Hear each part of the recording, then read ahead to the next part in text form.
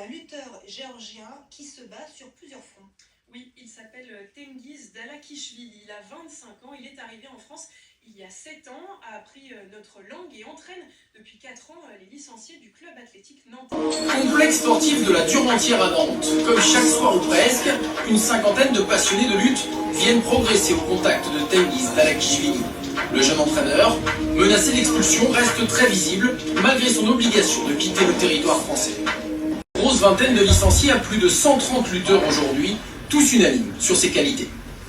Avant ça, on n'avait pas beaucoup de cours pour s'entraîner en tant qu'adulte, donc c'était assez compliqué. Et il a réussi à créer une cohésion, on va dire, entre nous. Plus qu'un coach, en fait, c'est devenu vraiment un ami très, très proche. Donc là, s'il part, c'est vrai que le club il va fermer et nous, on va perdre quelqu'un qu'on aime. T'imagines qu'une personne qui a passé 7 ans dans un club avec la fédération française, qui fait des études, elle a les papiers automatiquement. Alors que non, c'est pas le cas.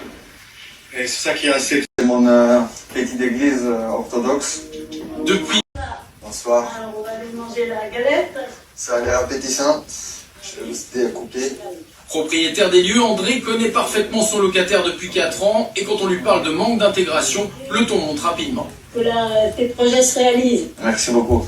Alors je ne sais pas ce qu'il faut de plus pour être intégré que de parler couramment le français, de vouloir vivre en France, d'adopter toutes les choses françaises.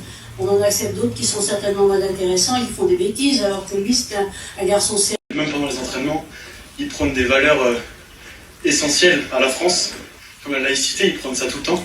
Il a vraiment un autre rôle, il n'est pas que entraîneur en fait. Il est comme une famille, comme je disais, comme un grand frère qui nous apprend les règles de la vie, le sport, le bien vivre ensemble, enfin tous ces trucs-là. Nous, on voudrait valoriser son travail. Il passe beaucoup d'heures ici à nous rendre ce service, à rendre un service aussi aux adhérents qui sont des habitants du quartier et qui adorent ces cours-là.